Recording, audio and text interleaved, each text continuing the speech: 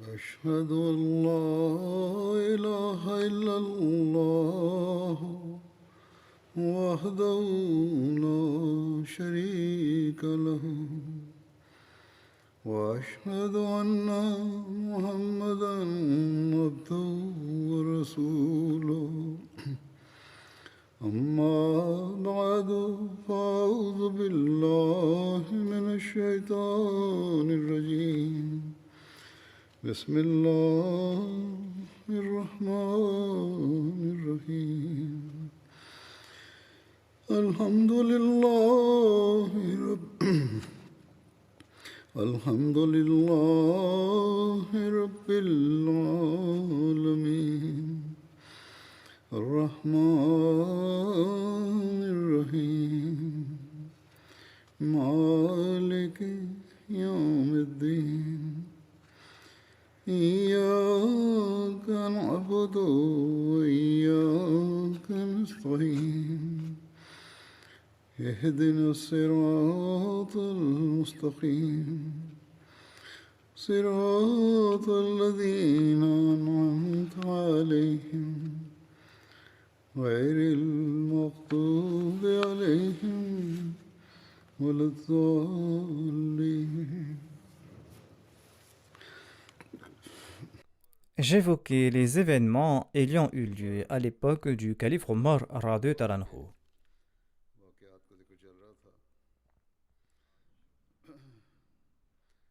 Aujourd'hui, je mentionnerai la bataille de Yarmouk.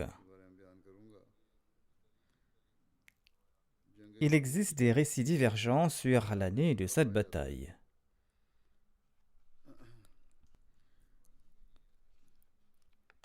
Selon un récit, cette bataille a eu lieu en l'an 15 de l'Hégire. Selon d'autres, cette bataille aurait eu lieu en l'an 13 de l'Hégire, soit avant la conquête de Damas. Selon un autre récit, la première nouvelle d'une victoire offerte au calife Omar était celle de la bataille de Yarmouk. 20 jours s'étaient écoulés après le décès du calife Abu Bakr. Selon d'autres, la conquête de Damas était la première nouvelle de la victoire reçue par le calife Omar radhiyallahu anhu. En tout cas, le récit le plus authentique semble être celui de la conquête de Damas. Les témoignages confirment que la bataille de Yarmouk a eu lieu à l'époque du calife Omar radhiyallahu anhu. Les Romains, après plusieurs défaites répétées, avaient quitté Damas et Homs et ils s'étaient réfugiés à Antioche, une ville frontalière de la Syrie.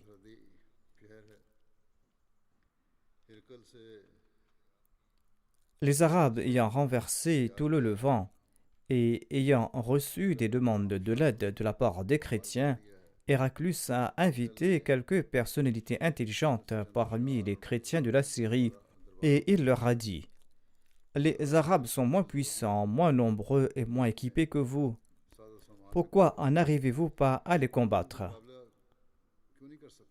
Tous avaient la tête baissée, par remords, et personne n'a répondu.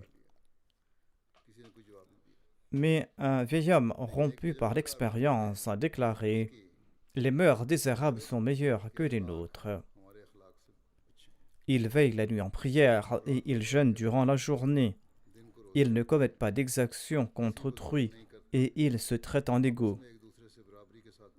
Quant à nous, nous consommons le vin, nous sommes coupables de péché, nous ne respectons pas notre parole et nous persécutons autrui.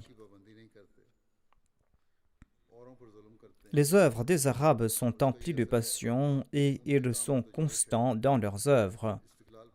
Et nos œuvres à nous sont dénuées de patience et de constance.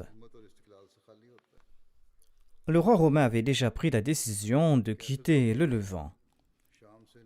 Mais recevant délégation après délégation de chrétiens de chaque province et de chaque ville lui demandant de l'aide, l'empereur romain ne pouvait plus contenir son sens de l'honneur. Tout passionné, il a promis d'utiliser toute sa puissance impériale pour combattre les Arabes.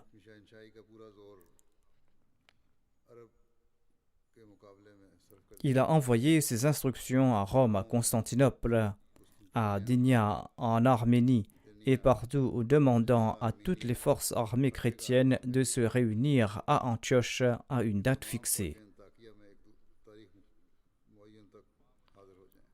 Il a écrit aux chefs de toutes les provinces leur demandant d'envoyer le nombre maximum d'hommes. Dès que ces ordres sont arrivés à destination, des vagues de soldats ont répondu à l'appel. À Antioche, les soldats s'étendaient dans les 4 directions jusqu'où s'étendaient les regards. Il y avait en effet une multitude de soldats chrétiens. Les chefs chrétiens des territoires conquis par Abu Ubaïda étaient si impressionnés par son sens de justice qu'en dépit des divergences religieuses avec les musulmans, ces chefs chrétiens envoyaient des espions pour se renseigner sur les Romains. Ainsi, Abu Ubaïda a eu connaissance de tous ces événements grâce à ces chefs chrétiens. Il a réuni tous ses officiers et il a prononcé un discours passionné dont le résumé est comme suit. Ô musulmans, Dieu vous a éprouvé à maintes reprises et vous avez été à la hauteur de ses attentes.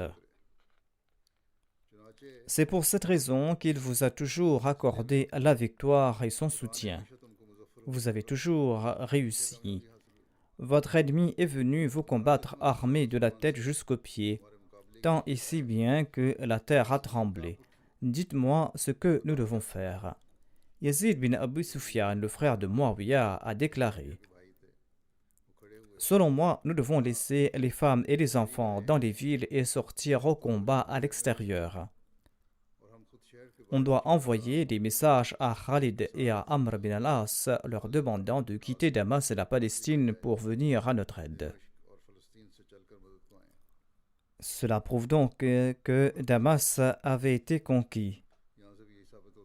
Shahrabil bin Hassan a déclaré quant à lui: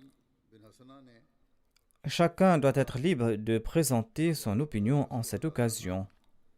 Certes, Yazid a présenté la sienne avec de bonnes intentions, mais je suis contre son avis. Tous les habitants de la ville sont chrétiens. Il est possible que par inimitié, ils confient une famille au roi romain ou qu'il les tue.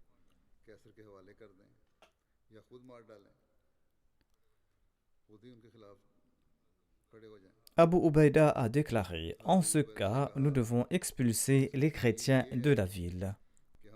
Ainsi, vos femmes et vos enfants seront à l'abri. Shahrabil a déclaré: Ô émir, vous n'en avez certainement pas le droit.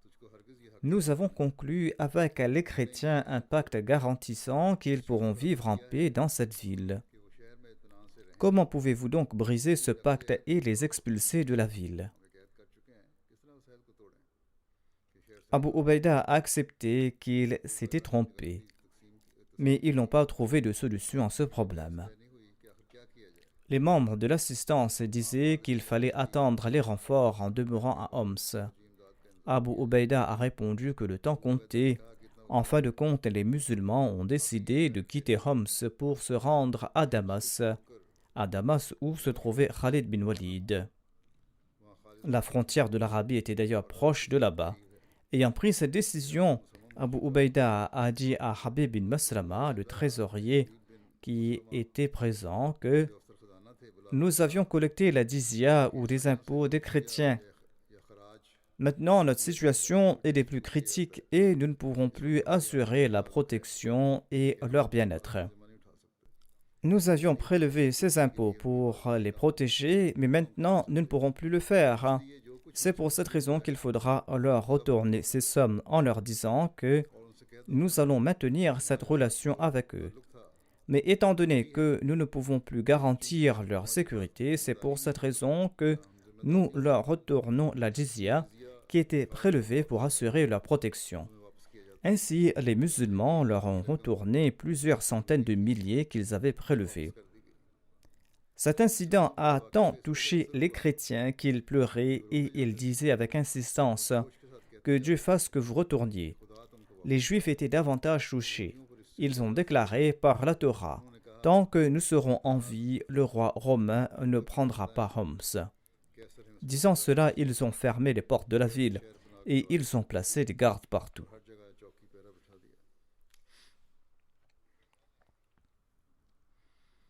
Abu Ubaïda n'a pas uniquement traité de cette manière les habitants de Homs, mais il a demandé à tous les chefs des districts conquis de restituer le montant de la jizya qui a été prélevé des populations locales. Ainsi, Abu Ubaïda est parti pour Damas et il a informé le calife Omar de toutes ces circonstances.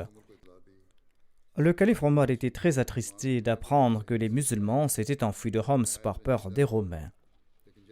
Mais quand il a appris que c'était la décision de l'armée et des officiers, il était satisfait et il a déclaré que, suite à quelque sagesse de Dieu, Dieu a fait en sorte que tous les musulmans soient d'accord sur cet avis.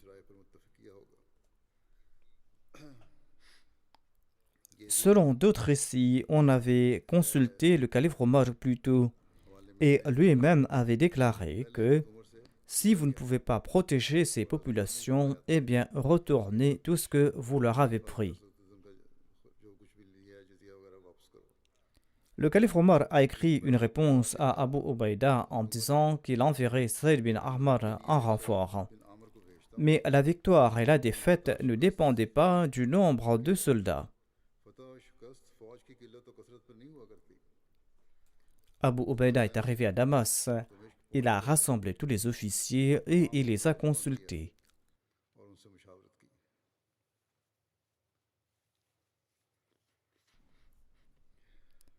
Yazid bin Abi Sufyan, Shahrabil bin Hassana et Mu'adh bin Jabal ont tous présenté des opinions différentes. Pendant ce temps, un messager d'Amr bin As est arrivé avec une lettre déclarant que il y a un soulèvement général dans les districts jordaniens et l'arrivée des Romains avait provoqué une grande panique et que quitter Homs a causé une grande panique. Abu Ubaïda a répondu: nous n'avons pas quitté Homs par peur. Nous souhaitons que l'ennemi sorte de ces lieux sûrs et que les armées islamiques dispersées partout puissent s'unir. Il a également écrit dans la lettre: vous ne devez pas quitter votre place, je viendrai là-bas à votre rencontre. Le lendemain, Abu Ubaïda a quitté Damas et il a atteint Yarmouk en Jordanie. Yarmouk était une vallée basse à la périphérie de la Syrie où coulait le Jourdain. Amr bin al-As s'y est rendu pour rencontrer Abu Ubaïda. Cet endroit était approprié pour la bataille car les frontières arabes étaient plus proches qu'ailleurs et il y avait des plaines ouvertes jusqu'aux frontières. Ainsi, en cas de besoin, on pouvait s'y replier. L'armée que le calife Omar avait envoyée avec Saïd bin Amr n'était pas encore arrivée. Les musulmans étaient alarmés d'apprendre l'arrivée des Romains et leur équipement et leurs forces.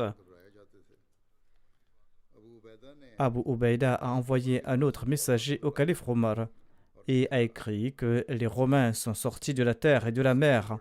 Leur armée est telle que même des moines qui n'étaient jamais sortis de leur cloître sont sortis pour les accompagner. Lorsque cette lettre est arrivée, le calife Omar a rassemblé les Muhajirin et les Ansar et il a lu la lettre. Tous les compagnons ont pleuré de manière incontrôlable et ils ont lancé avec un grand enthousiasme ô émir des croyants: pour l'amour de Dieu, permettez-nous de partir aider nos frères.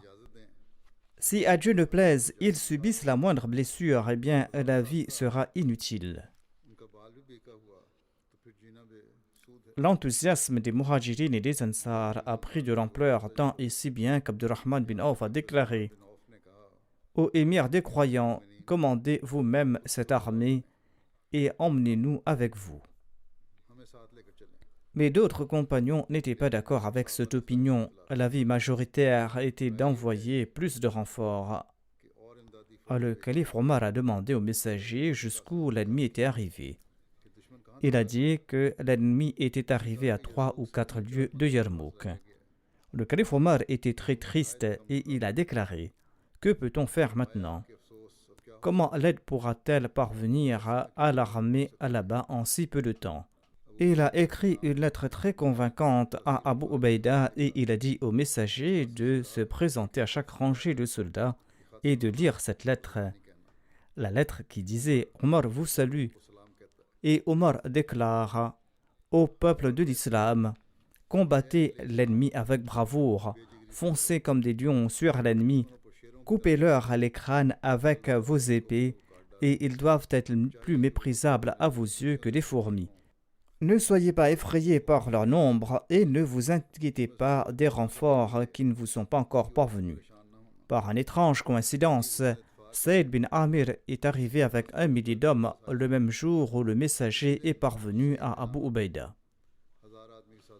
Les musulmans avaient reçu un grand renfort et ils ont commencé à se préparer pour combattre avec une grande détermination.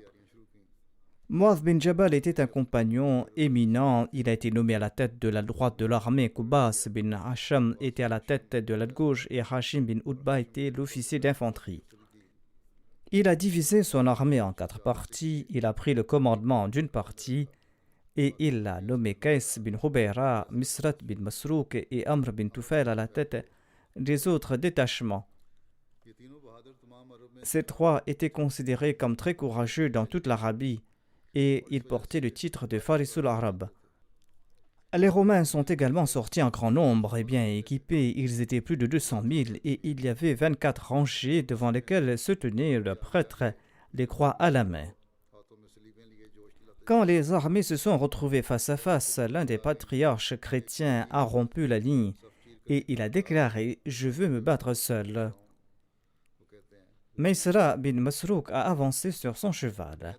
Mais étant donné que l'adversaire chrétien était fort et jeune, Khalid l'a arrêté et il a regardé vers Qais bin Huwayra. Qais s'est précipité sur l'adversaire tel un tigre, de tel que le patriarche ne pouvait même pas manipuler son arme, et son assaut était terminé. L'épée lui est tombée sur la tête, l'épée a brisé son casque et a atteint son cou. Le patriarche a chancelé et il est tombé de son cheval. En même temps, les musulmans ont lancé le takbir. Khalid a déclaré que c'était de bon augure. Si Dieu le veut, la victoire est à nous.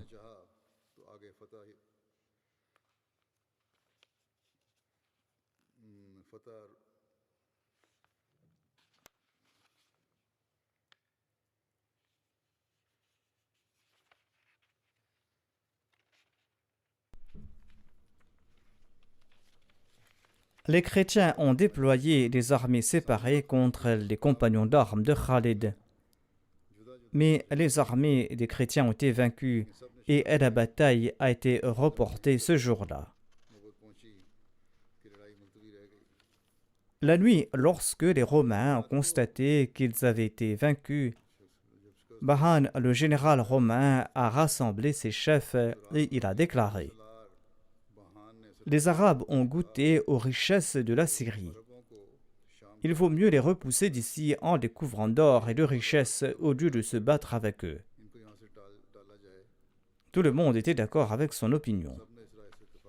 Le lendemain, Bahan, le général chrétien, a envoyé un messager à Abu Ubaïda lui disant ceci: envoyez-nous un de vos honorables officiers, nous voulons lui parler à propos de la paix. Abu Ubaïda a choisi Khalid. Le messager des chrétiens s'appelait Georges. Selon les biographes ourdous, il se nommait Georges, mais dans les livres arabes, son nom est Georgia. Je présente cette précision ici pour les arabophones.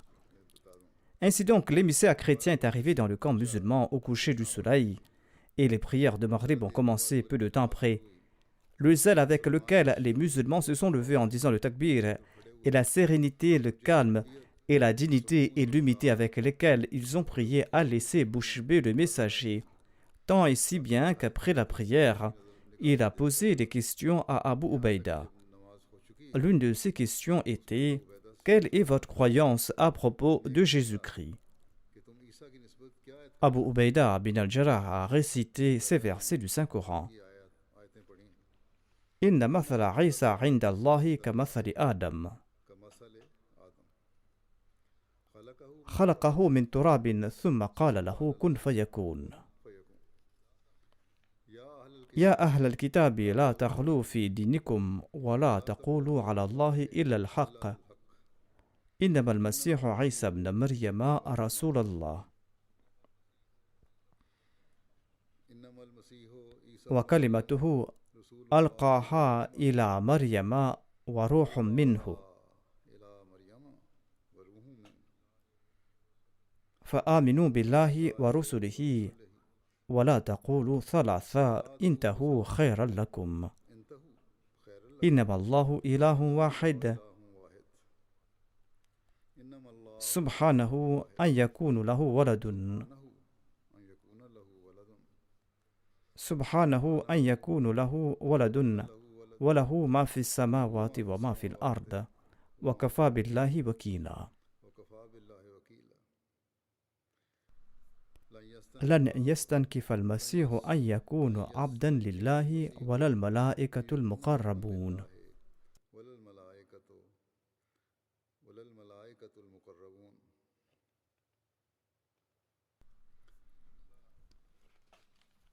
Assurément, aux yeux d'Allah, le cas de Jésus est pareil à celui d'Adam. Il a créé Adam de la poussière, puis il lui a dit « Sois » et il a commencé à être. Ô gens du livre, n'outrepassez pas les limites de votre religion et ne dites rien que la vérité concernant Allah. En vérité, le Messie Jésus, fils de Marie, n'était que le messager d'Allah et un accomplissement de sa parole qu'il avait envoyé à Marie et une miséricorde de sa part. Ainsi, croyez en Allah et en ses messagers et ne dites pas « ils sont trois ». Cessez de dire cela, cela vaudra mieux pour vous. En vérité, Allah est un Dieu unique. Saint est-il bien au-dessus du besoin d'avoir un fils. C'est à lui qu'appartiennent tout ce qui est dans les cieux et sur la terre. Et Allah suffit comme gardien. Assurément, le Messie ne dédaignera jamais d'être un serviteur d'Allah, ni les anges qui sont proches de lui. Lorsque l'interprète a traduit ces versets, Georges, l'émissaire des chrétiens, s'est exclamé. Il a déclaré « Je témoigne que ce sont les attributs de Jésus et je témoigne que votre prophète est vrai. » En disant cela, il a récité la parole de Tawhid, il est devenu musulman et il ne voulait plus retourner chez son peuple. Mais Abu Ubaïda avait peur que les Romains ne croient que les musulmans avaient violé leur parole. Et il a dit à Georges, « Il vaut mieux que tu retournes dans le camp romain, tu pourras rentrer avec notre émissaire que nous vous enverrons le lendemain. » Le lendemain, Khalid s'est rendu auprès des Romains. Les Romains s'étaient déjà préparés pour étaler leur gloire en plaçant de longues rangées de cavaliers des deux côtés de la route. Ils portaient le fer de la tête jusqu'aux pieds. Mais Khalid les regardait avec autant d'insouciance et de mépris qu'un lion qui traversait devant un troupeau de chèvres. Lorsqu'il est arrivé devant la tente de Bahan, le chef des Romains, celui-ci l'a salué avec un grand respect et il a fait s'asseoir à côté de lui. La conversation a commencé grâce à un interprète. Après une brève conversation, Bahan a commencé son discours. Après avoir loué Jésus, il a pris le nom de César et il a déclaré fièrement « Notre roi est l'empereur de tous les rois ». L'interprète n'avait pas encore entièrement traduit ces paroles lorsque Khalid a arrêté Bahan en déclarant « Votre roi est sans nul doute l'empereur de tous les rois, mais nous déposerons immédiatement celui que nous avons pris pour chef s'il pense ne serait-ce qu'un instant que le royaume terrestre est à lui. » Bahan a commencé son discours et il se disait fier de sa richesse. Il a déclaré « Les Arabes, les gens de votre nation sont venus s'installer dans notre pays et nous les avons toujours traités avec amitié. Nous pensions que tous les Arabes seraient reconnaissants pour ces concessions, mais vous avez envahi notre pays contre toute attente et vous voulez nous en expulser. Ne savez-vous pas que de nombreuses nations ont fait de telles tentatives dans le passé à maintes reprises, mais n'ont jamais réussi? Aucune nation au monde n'est plus ignorante que la vôtre. Vous êtes des incultes et vous êtes sans le sou. comment donc osez-vous nous attaquer? Mais nous vous pardonnons cela. Si vous partez, eh bien, nous offrirons 10 000 dinars au commandant de l'armée et 1000 dinars aux officiers et 100 dinars aux simples soldats.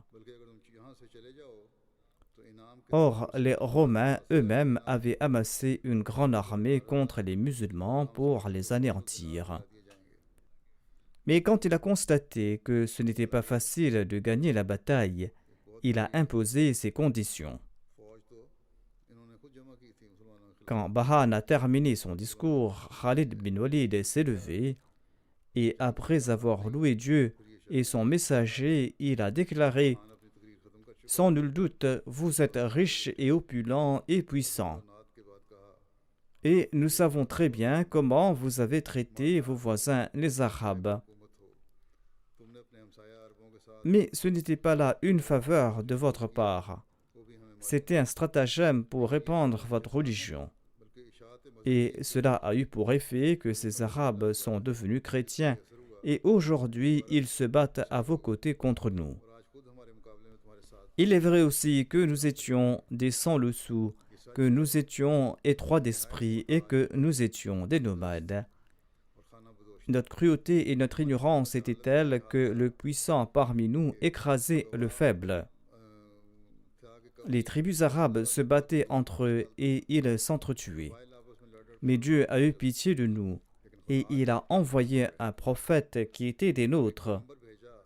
Il était le plus honorable d'entre nous, le plus généreux et le plus pur.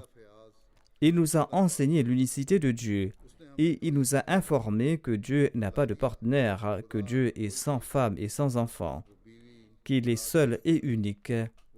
Et il nous a aussi commandé de présenter ses croyances au monde entier. Celui qui croit est musulman et il est notre frère. Et nous serons les protecteurs et les soutiens de celui qui ne croit pas en cela, mais qui accepte le paiement de la jizya. L'épée est réservée à celui qui n'accepte pas ces deux conditions. S'il n'accepte pas ces croyances et s'il s'apprête à se battre contre nous, eh bien nous serons prêts à prendre les armes. Quand Bahan a entendu parler de jizya, il a émis un soupir et il a indiqué vers son armée. Il a dit: ils seront prêts à mourir et ne paieront jamais la jizya. Nous prenons la jizya et nous ne l'offrons pas aux autres. Aucun accord n'a été conclu et Khalid est parti. Les préparatifs de la dernière bataille avaient commencé et les Romains n'allaient jamais s'en remettre. Après le départ de Khalid, Bahan a rassemblé ses chefs et leur a dit: vous avez entendu, les Arabes prétendent que vous ne serez jamais à l'abri de leurs attaques à moins que vous ne soyez leur sujet. Souhaitez-vous vous asservir à eux? Tous les officiers ont lancé passionnément: nous sommes prêts à mourir, mais nous n'accepterons jamais cette humiliation. Le matin, les Romains sont sortis avec un tel enthousiasme que même les musulmans en ont été surpris.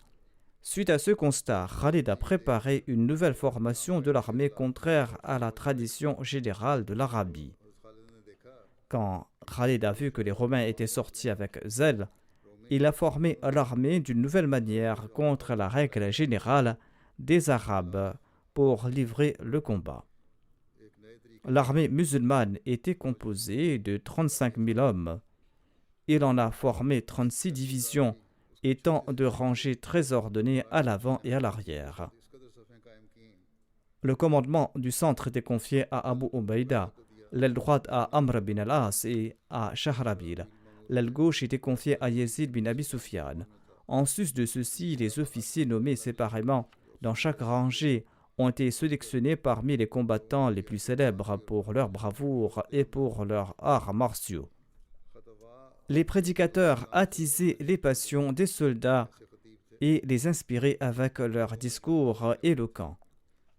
Parmi eux se trouvait Abu Sufyan qui répétait ces paroles. Il disait: Allah, Allah, vous êtes les protecteurs de l'Arabie et les aides de l'islam.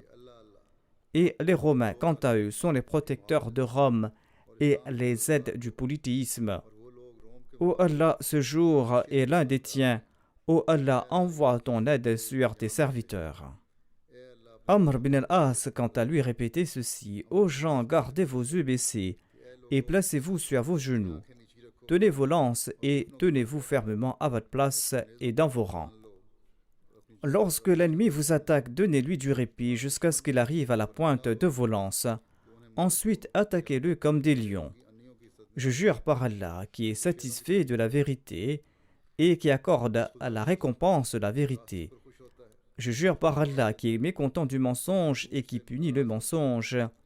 Je jure par Allah, qui récompense les bonnes œuvres, que j'ai su que les musulmans vont conquérir ville après ville. Ils vont conquérir palais après palais et ils vont conquérir le pays tout entier.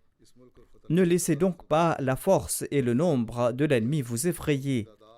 Si vous vous battez avec constance, ils vont se disperser dans la peur comme les petits d'une caille. L'armée musulmane était peu nombreuse, certes. Ils n'étaient pas plus de 30 à 35 000 hommes, mais ils étaient tous des choisis de l'Arabie. Parmi eux se trouvait un millier d'anciens qui avaient vu le visage béni du saint prophète Mohammed sallallahu alayhi wa sallam. 100 d'entre eux étaient de ceux qui avaient accompagné le saint prophète Mohammed paix soit lui au cours de la bataille de Badr. De parmi les tribus arabes les plus célèbres, plus de 10 000 appartenaient à la seule tribu Azd. Il y avait aussi un grand nombre qui étaient issus de la tribu Humira. Il y avait aussi des braves guerriers issus des tribus Hamdan, Kholan et Laham. L'une des particularités de cette bataille était que même des femmes y avaient participé et se sont battues avec beaucoup de courage. Hind, la mère de l'émir Muawiyah, l'épouse d'Abu Sufyan, qui s'était convertie plus tard à l'islam, avait l'habitude de lancer ses attaques en lançant que dépecez ces infidèles avec vos épées. De même, Jawariya, la fille d'Abu Sufyan et la sœur de l'émir Muawiyah, est sortie avec un groupe de femmes et a combattu l'armée romaine avec son mari, et elle est tombée en martyr lors d'une bataille féroce. Miqdad, qui avait une très belle voix, avait l'habitude de réciter la sourate Al-Anfal qui encourage le djihad. La passion des Romains était telle que 30 000 des leurs s'étaient attachés les pieds les uns aux autres afin qu'ils ne reculent pas. La bataille a été déclenchée par les Romains et une armée de 200 000 a avancé comme un seul corps. Des milliers de prêtres chrétiens et d'évêques ont marché la croix dans la main et ont crié le nom de Jésus. En voyant toute cette multitude armée de la tête jusqu'aux pieds, un musulman n'a pu s'empêcher de lancer « Allahu Akbar, quel nombre immense !» Khalid a lancé avec enthousiasme « Tais-toi !» Je jure par Dieu, si les sabots de mon cheval étaient en bon état, je dirais que les chrétiens devraient doubler le nombre de leurs troupes. Les chrétiens ont attaqué avec une grande force et ont fait pleuvoir des flèches. Les musulmans sont restés fermes pendant longtemps, mais l'attaque était si intense que l'aile droite des musulmans s'est brisée et s'est séparée de l'armée et s'est retirée de manière très chaotique. Les vaincus reculaient et atteignaient les tentes des femmes. Les femmes étaient très en colère quand elles ont vu la condition des musulmans. Elles ont déraciné le bois de leurs tentes et ont crié que si ces peureux venaient vers elles, elles leur briseraient la tête. Hind, la femme d'Abu Sufyan, s'est avancée avec un bâton à la main. D'autres femmes l'ont suivie. Quand Hind a vu Abu Sufyan s'enfuir, il a frappé son cheval à la tête et il lui a dit « Où vas-tu ? Retourne sur le champ de bataille. » De même, il existe un autre récit selon lequel Hind a ramassé un bâton et s'est penché vers Abu Sufyan et a dit « Par Dieu, tu étais un farouche opposant de la vraie religion et du messager de Dieu. Aujourd'hui, tu as l'occasion de sacrifier ta vie pour la gloire de la vraie religion et pour le plaisir du messager de Dieu sur le champ de bataille et d'être honoré devant les yeux de Dieu. » Le sens de l'honneur d'Abu Sufyan s'est attisé et il est reparti avec une épée et il est entré au cœur de l'ennemi. Khawla, une femme musulmane courageuse, attisait la fierté des soldats musulmans en récitant ces vers d'un poème. Elle disait « Ô vous qui fouillez les femmes pieuses, vous les verrez bientôt comme des prisonnières. elles ne seront plus tenues en haute estime et elles ne seront plus plaisantes. Voyant cette situation, Mu'adh bin Jabal, qui était le commandant d'une partie de la droite de l'armée, a sauté de son cheval et a déclaré: « Moi, je vais me battre à pied, mais s'il y a un homme courageux pour s'occuper de ce cheval, eh bien, ce cheval est présent. » Son fils a dit: « J'en suis capable parce que je sais bien me battre en cavalier. » Ainsi, père et fils sont entrés au cœur de la bataille et se sont battus courageusement tant et si bien que les musulmans ont pu reprendre leur force. Hajjaj, le chef de la tribu Zubayda, a avancé avec 500 hommes et il a arrêté les chrétiens qui poursuivaient les musulmans. Dans l'aile droite, la tribu Azd est restée inébranlable depuis l'assaut. Les chrétiens ont mis toutes leurs forces de combat sur eux, mais ils sont restés fermes comme une montagne. L'intensité de la bataille était telle que des têtes, des mains et des bras tombaient de part et d'autre, mais ces musulmans n'ont pas flanché le moindrement. Amr bin Tufail, le chef de la tribu, frappé de son épée et lancé, ne ternissait pas l'honneur des musulmans. Il a tué 9 grands guerriers de parmi les chrétiens avant de tomber en martyr. Khalid bin Walid, quant à lui, avait gardé son armée derrière lui, et il a percé les rangs et a attaqué avec une telle force qu'il a renversé les rangs des Romains. Ikrama, qui était le fils d'Abu Jahal, a avancé à cheval et a déclaré aux chrétiens: « À l'époque, j'étais mécréant et je combattais le messager d'Allah sallallahu alayhi wa sallam. Croyez-vous que maintenant je vais reculer à cause de vous ?» En disant cela, il a regardé l'armée et il a demandé: « Qui jure de combattre jusqu'à la mort ?» 400 hommes, dont Zarar bin Azd, ont juré de combattre jusqu'à la mort et ils ont combattu avec une telle ténacité qu'ils ont tous été tués. Le corps d'Ikrama a été retrouvé dans un tas de cadavres.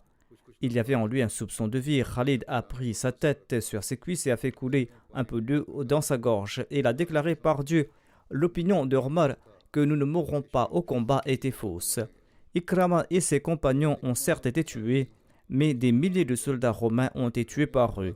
Les assauts de Khalid les avaient affaiblis et finalement ils ont dû battre en retraite et Khalid les a repoussés jusqu'à atteindre le commandant de l'armée. Celui-ci et les autres officiers romains avaient des mouchoirs sur les yeux, afin que s'ils ne pouvaient pas voir la victoire, ils ne verraient pas la défaite non plus.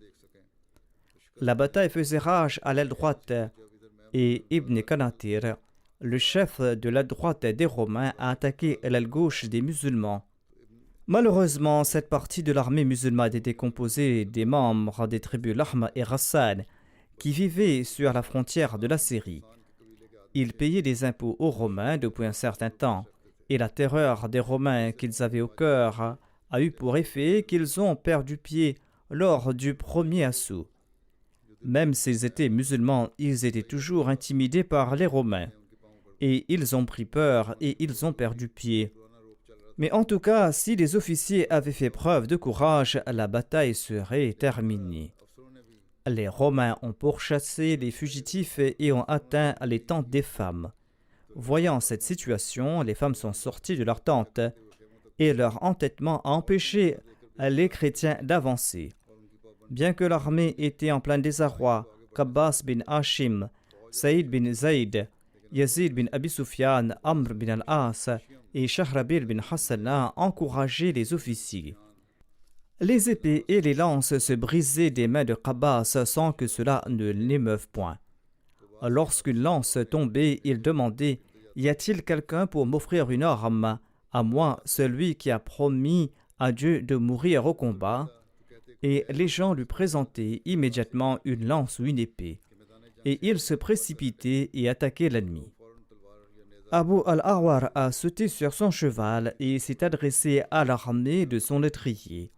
Il disait: « La patience et la persévérance sont l'honneur en ce monde et la miséricorde dans l'au-delà. Ne perdez pas cette richesse. » Saïd bin Zayd se tenait à genoux en colère. Lorsque les Romains se sont approchés de lui, il a sauté comme un lion et il a tué l'officier de l'avant-garde romaine. Yazid bin Abi Sufyan, le frère de Muawiyah, se battait avec une grande détermination. Par coïncidence, son père Abu Sufyan est venu vers lui. lui qui a encouragé l'armée, et quand il a vu son fils, il a déclaré: Ô mon fils, chaque soldat sur le terrain fait montre de son courage. Tu es un général et tu dois être davantage courageux. Si un seul soldat te dépasse dans ton armée, ce sera source de honte pour toi. Shahrabil était entouré de Romains de toutes parts. Il se tenait comme une montagne au milieu et il récitait ce verset. Il récitait: Inna Allah ashtara min al-mu'minina anfusahum wa amwalahum bi anna lahumul jannah. Yuqatiluna fi sabilillahi fayaqtuluna wa yuqtalun. Assurément, Allah a acheté des croyants leur personne et leurs biens en échange du jardin céleste qu'ils recevront. Ils combattent pour la cause d'Allah et ils tuent et sont tués. Après avoir récité ce verset, Shahrabil bin Hassan a lancé ce slogan à l'endroit des soldats musulmans. Où sont ceux qui souhaitent effectuer cette transaction avec Dieu et où sont ceux qui souhaitent obtenir sa proximité? Tout soldat qui entendait ce slogan retournait aussitôt au combat, au point où cette armée qui se décomposait s'est relevée et Shahrabil les a dirigés vers une bataille où tout le monde a combattu d'une façon si brave que les Romains qui s'avançaient pour combattre se sont arrêtés. Les femmes sortaient de leurs tentes et se mettaient à l'arrière de la troupe et criaient: Si vous fouillez le champ de bataille, eh bien ne revenez pas vers nous. Les deux camps étaient presque égaux jusqu'à présent. Au contraire, les Romains étaient plus proches de la victoire. Et Qais bin Huwayra, à qui Khalid avait confié une partie de l'armée et qu'il avait posté à la limite de l'aile gauche, a attaqué par derrière d'une telle façon que les chefs romains qui ont tenté de gérer la situation n'ont pas pu maintenir le contrôle sur l'armée romaine. Les rangées se sont désintégrées et ils se sont retirés dans la panique. Au même moment, Saïd a attaqué le cœur de l'armée et les Romains se sont retirés jusqu'au fossé qui délimitait le champ. Et leurs corps ont rempli ce fossé en peu de temps et le champ de bataille était vide. C'est ainsi qu'Allah a conduit les musulmans vers une grande victoire lors de cette bataille. Il y a un récit qui mérite d'être mentionné ici. Quand cette bataille était en cours, Abbas bin Qais, qui était un brave soldat, se battait vaillamment. Quelqu'un l'a frappé avec une épée au pied et il a perdu son pied. Abbas n'en savait même pas. Peu de temps après, lorsqu'il s'en est rendu compte, il s'est soucié de son pied. Et lorsqu'il l'a regardé, il s'est rendu compte qu'il n'avait plus de pied. Et les gens de sa tribu ont toujours été fiers de ce récit.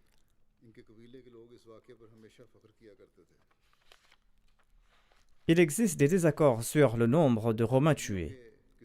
Tabri et Azdi ont commenté à ce propos. Azdi rapporte qu'il y a plus de 100 000 Romains qui ont été tués. Selon Bladri, il y avait environ 70 000 qui ont été tués. Du côté des musulmans, il y a eu une perte de 3 000 hommes. Parmi eux se trouvaient Ikrama, Zarar bin Azhar, Hisham bin Asi et Habban bin Saïd. César se trouvait à Antioche lorsqu'il a appris la nouvelle de la défaite. Il s'est aussitôt préparé pour rentrer à Constantinople. En marchant, il s'est tourné vers la Syrie et a dit adieu aux Syries. Abu Ubaïda a écrit une lettre au calife Omar pour l'informer de la bonne nouvelle de la victoire et lui a envoyé un petit groupe d'émissaires qui comprenait Huzaifa bin Yaman. Le calife Omar n'avait pas dormi depuis plusieurs jours dans l'attente des nouvelles de Yarmouk. Lorsqu'il a reçu la bonne nouvelle, il est aussitôt tombé en prosternation et il a remercié Dieu. Afin de se rendre à Yarmouk, l'armée islamique a dû quitter temporairement Homs. Ainsi, la jizya a été rendue à la population. Hazrat Muslim Maud a mentionné ce fait. Il déclare que les compagnons ont combattu l'État de Rome et ils ont pris possession de Jérusalem, le centre religieux des chrétiens. Et ils ont avancé encore plus loin. Et lorsque les chrétiens constataient que leur centre religieux était tombé aux mains des musulmans, ils ont décidé de faire un dernier effort afin de les en chasser et ils ont annoncé une guerre religieuse aux quatre coins de l'Empire afin d'attiser l'enthousiasme des chrétiens. Et ils se sont préparés à attaquer l'armée islamique en réunissant une très grande armée. Voyant cette attaque féroce, les musulmans, qui étaient bien nombreux qu'eux, ont décidé de se retirer temporairement. le commandant de l'armée islamique a écrit ceci au calife Omar. L'ennemi est si nombreux et nous sommes si peu que le combat sera synonyme de la destruction de notre armée. Ainsi, si vous nous permettez cela, l'armée islamique va se retirer afin de se réorganiser, afin de réduire la ligne de front et afin de pouvoir combattre en réunissant toutes les troupes musulmanes. Il a également ajouté « Nous avons récolté des impôts des régions que nous avions conquises.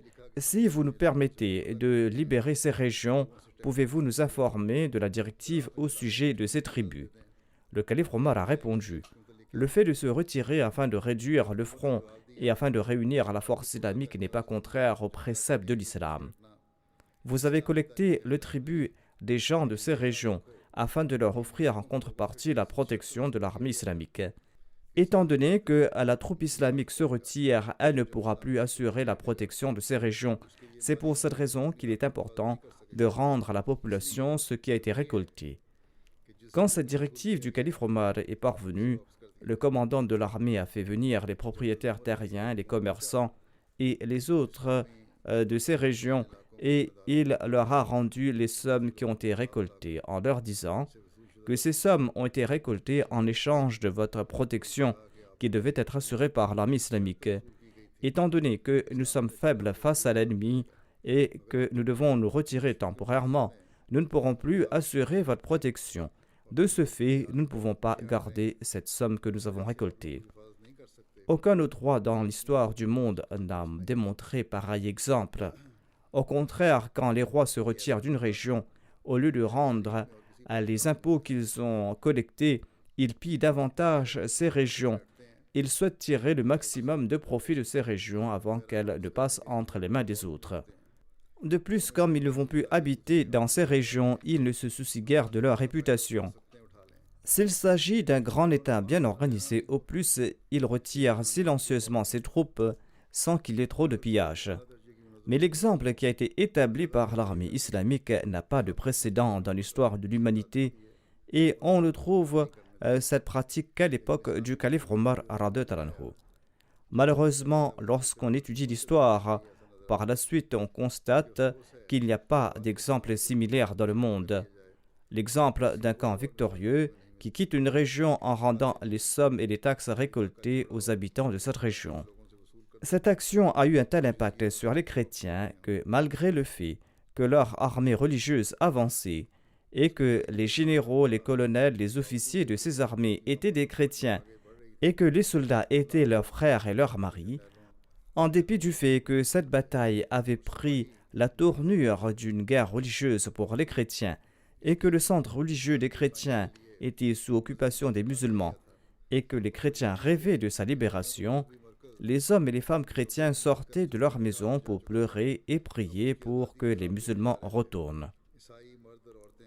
Hazrat Muslim Maud radhiyallahu anhu avait une grande connaissance de l'histoire et selon lui, l'armée s'était retirée et les sommes de ces taxes ont été rendues suite à la permission du calife Omar radhiyallahu anhu.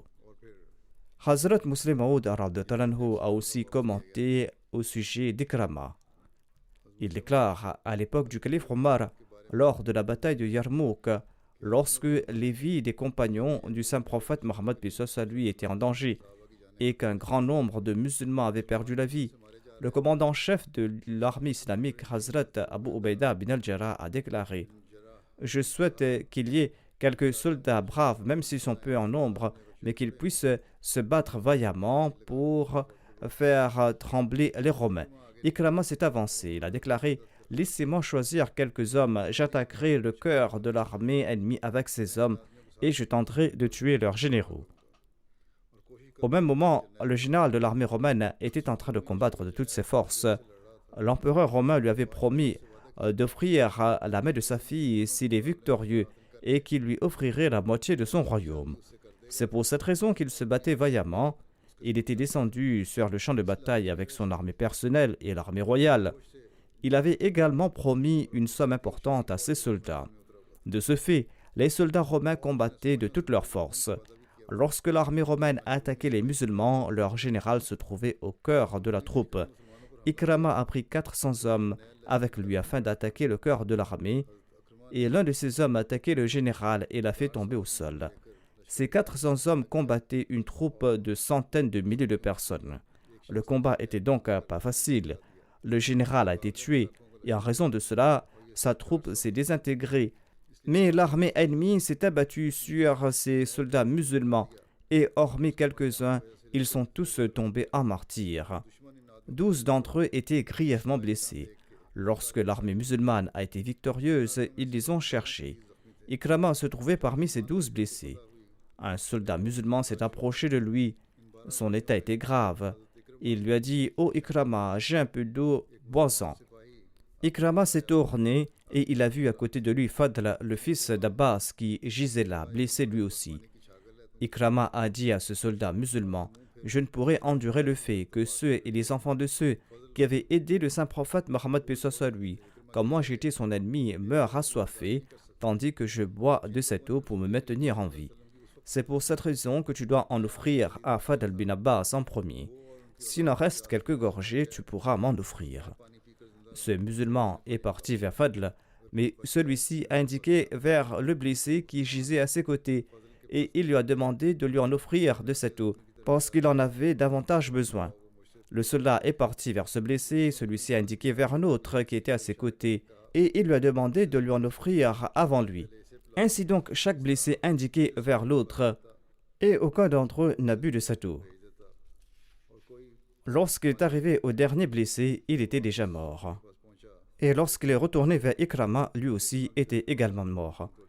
Et les autres soldats étaient également morts. Telle était donc l'issue de cette bataille. C'est ainsi qu'Allah a accordé la victoire aux musulmans. Inch'Allah, je mentionnerai d'autres récits à ce sujet la prochaine fois.